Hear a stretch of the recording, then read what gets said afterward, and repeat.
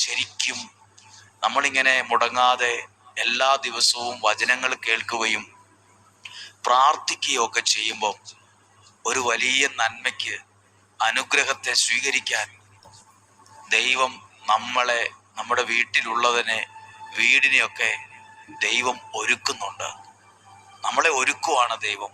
നീ സൂക്ഷിക്കണം. ഒരു അനുഗ്രഹമുള്ളൊരു തലമുറ ഉണ്ടാകാൻ അവിടെ ചില കാര്യങ്ങൾ സൂക്ഷിക്കണമെന്ന് പറയുവാണ്. സൂക്ഷിക്കണം. എന്നിട്ട് താഴെ എഴുതിയിരിക്കുകയാണ്, വീഞ്ഞോ വീര്യമുള്ള പാനീയങ്ങളോ കുടിക്കരുത്, അശുദ്ധമായതൊന്നും ഭക്ഷിക്കരുത്. നീ ഗർഭം ധരിച്ചൊരു പുത്രനെ പ്രസവിക്കും, അവന്റെ തലയിൽ ക്ഷൗരക്കത്തി തൊടരുത്. അവൻ ജനനം മുതൽ ദൈവത്തിന് നാസീർ വ്രതക്കാരനായിരിക്കും. അവൻ ഫിലിസ്ത്യരുടെ കയ്യിൽ നിന്ന് ഇസ്രായേലിനെ വിടുവിക്കാൻ ആരംഭിക്കും. എന്തിനാ അവരോട് ഒരുങ്ങാൻ പറഞ്ഞെന്നറിയാമോ? അനുഗ്രഹമുള്ളൊരു തലമുറ ഉണ്ടാകാൻ. സാധാരണ നിലയിലല്ല ആ ജനിക്കാൻ പോകുന്ന കുഞ്ഞാകുന്നത്.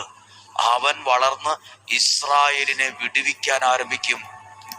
അവൻ വലിയ കാര്യങ്ങൾ, ദൈവപ്രവർത്തികൾ ചെയ്യാൻ കഴിവുള്ളവനാണ്. അനുഗ്രഹമുള്ളൊരു തലമുറയ്ക്കായി ആ വീട്ടിലുള്ളവരെ ദൈവം ഒരുക്കുന്നു. ഇപ്പോൾ നിങ്ങൾ പ്രാർത്ഥിക്കുമ്പോൾ ഓർക്ക്, നിങ്ങൾ ചിന്തിക്കും, എല്ലാ ദിവസവും ഇങ്ങനെ വചനം കേൾക്കുന്നത് കൊണ്ട് എന്താണ് പ്രയോജനം?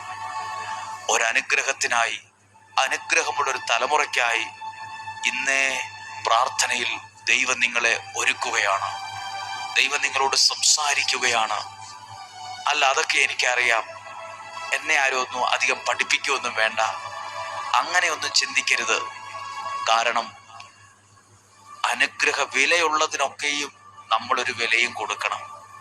വിലയുള്ളതിന് വില കൽപ്പിക്കുമ്പോഴേ അതൊരനുഗ്രഹം ആകത്തുള്ളൂ.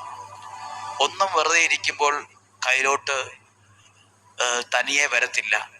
അതിനുവേണ്ടി നമ്മൾ ചെയ്യേണ്ട ചില കാര്യങ്ങളുണ്ട്.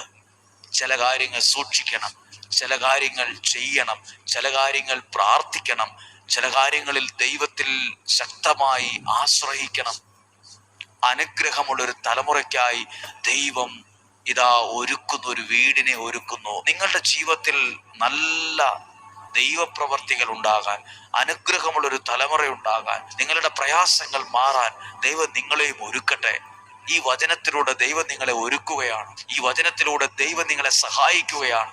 ഈ വചനത്തിലൂടെ നിങ്ങളുടെ ജീവിതത്തിൽ വെളിപ്പെടാനുള്ള ചില നന്മകൾക്കും ദൈവം മുന്നേ ചില ഒരുക്കങ്ങൾ ചെയ്യുകയാണ്.